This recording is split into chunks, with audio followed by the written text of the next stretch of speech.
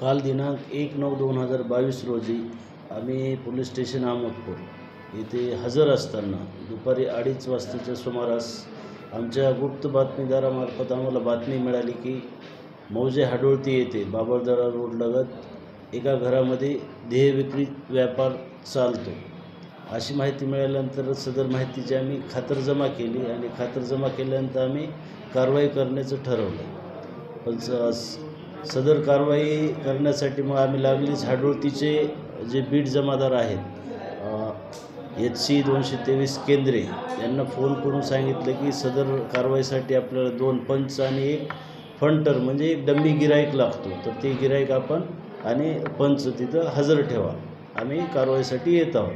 पण सदर कायद्यानुसार अनैतिक व्यापार प्रतिबंध अधिनियम 1956 या कायद्यानुसार कारवाई करण्यासाठी कमीत कमी उपाधीक्षक दर्जाचा अधिकारी लागतो. पण आमच्याकडे वेळ कमी असल्यामुळे चार्ज आपल्या सहाय्यक पोलीस अधीक्षक निकेतन कदम साहेबाकडे असल्यामुळे ते चाकूरला असतात. मग त्यांना सदर माहिती देऊन ते इथं येऊन कारवाई करेपर्यंत एखाद दिवस हे सगळे लोक माहिती मिळाली तर निघून जातील, म्हणजे कारवाई करता येणार नाही. म्हणून आपण सदरची माहिती कदम साहेबांना फोनवर कळवली. त्यांनी लगेच आपल्याला कारवाई करण्याबाबत आदेशित केलं. तसं मी त्यांना पत्र दिलं आणि त्यांनी आम्हाला कारवाईसाठी आदेश म्हणजे जो मला अधिकार प्रदान केला तो तुम्ही कारवाई करा.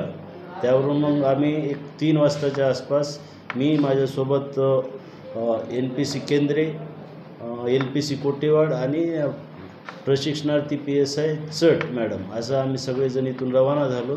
रवाना झाल्यानंतर हाडोळती चौकी येथे पोहोचलो. तिथं पोहोचलं असतं तिथं आम्ही सांगितल्याप्रमाणे पंच आणि फंटर हे केंद्रे यांनी अगोदरच तयार ठेवले होते. तिथे गेल्यानंतर त्यांना आम्ही सविस्तर काय कारवाई करायची, कोणत्या कायद्यानुसार करायची, तुमचं काम काय हे त्यांना आम्ही सविस्तर समजून सांगितलं, पंचाला आणि फंटरला. मग फंटरजवळ आम्ही जी 500 रुपयाची नोट दिली होती तिचा नंबर आम्ही नमूद करून ठेवला होता आणि त्याला सांगितलं की तिथं गेल्यानंतर काय करायचं. मग पंच, फंटर आणि आम्ही नमूद स्टॉप सगळे आम्ही मग बाबळदरा रोडला गेलो. तिथं जवळ जाऊन थांबलो. त्यानंतर फंटरला आम्ही त्या घराकडे रवाना केलं. मग त्या घराकडे रवाना केल्यानंतर त्याला सांगितलं होतं मध्ये खरंच जर देह विक्री किंवा देह व्यापार होत असेल तर जसं प्रोसिजर आहे तिथे गेल्यानंतर जो दलाल असेल तो पैसे घेतो किंवा मग त्या मुलीचे जे रेट ठरलेले आहेत ते बोलणी करायचं, त्यापैकी एका मुलीला पसंत करायचं आणि ते पैसे त्याला पेड करायचे आणि त्यानंतर मग आम्हाला मिस कॉल द्यायचा. पण त्यानं जो फंटर आहे त्याला स्पष्ट सूचना दिल्या होत्या की तिथं गेल्यानंतर त्यानं कोणतंही गैरकृत्य करू नये त्या महिलेसोबत. जर असं होत असलं तरी फक्त आम्हाला त्यांनी बाहेर मिस कॉल देऊन म्हणजे सतर्क करावं. त्यानं मिस कॉल दिल्या आम्ही जवळपास 5:10 सदर घराच्या तिथं पोहोचलो. घराचा दरवाजा बंद होता. मग आम्ही आवाज दिल्यानंतर तिथं सुभाष गुंडाजी पवार वय 75 वर्षाचे इसम दरवाजा उघडले. त्यांना आम्ही आमची ओळख सांगितली आणि येण्याचा उद्देश सांगितला आणि आम्ही आमची अंगझडती देऊन आम्ही घरामध्ये पंचासह प्रवेश केला. पंचासह प्रवेश केल्यानंतर घरामध्ये फंटर होता आमचा आणि त्याच्यासोबत दुसरे 2 मुलं होते. सगळे जवळपास 19 वर्षाचीच आहे.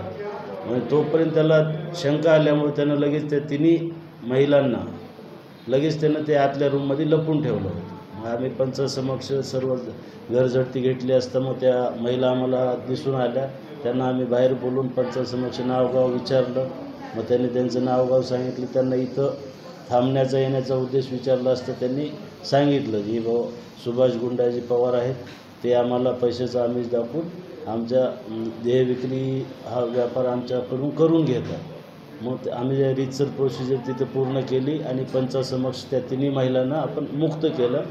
त्याच्यानंतर घटनास्थळ पंचनामा वगैरे करून जो सुभाष गुंडाजी पवार आहे त्याची अंगझडती घेतला असता त्याच्या अंगझडतीमध्ये जे आम्ही 500ची नोट फंटरला दिली होती तीच नोट आम्ही त्याच्याकडनं जप्त केली आणि त्याच्यासोबत इथं त्याचा एक मोबाईल आणि इतर त्याचे स्वतःचे 600 रुपये असं 2100 रुपयाचा मुद्देमाल त्याच्याकडून जप्त केला. तो पंचासमक्ष जप्त करून सील वगैरे करून त्याच्यावर माझी आणि पंचाच्या सह्या घेतलेल्या आहेत. त्यानंतर पोलीस स्टेशनला येऊन रीतसर सदरबाबत पोलीस हवालदार 223 केंद्रे यांनी रीतसर फिर्याद दिली. त्या फिर्याद देऊन पोलीस स्टेशनला गुन्हा 430/22 कलम 5, 6, 7, 8 अनैतिक व्यापार प्रतिबंध अधिनियम 1956 कायद्यानुसार गुन्हा दाखल केलेला आहे. सदर गुन्ह्याचा तपास मी स्वतः करत आहे.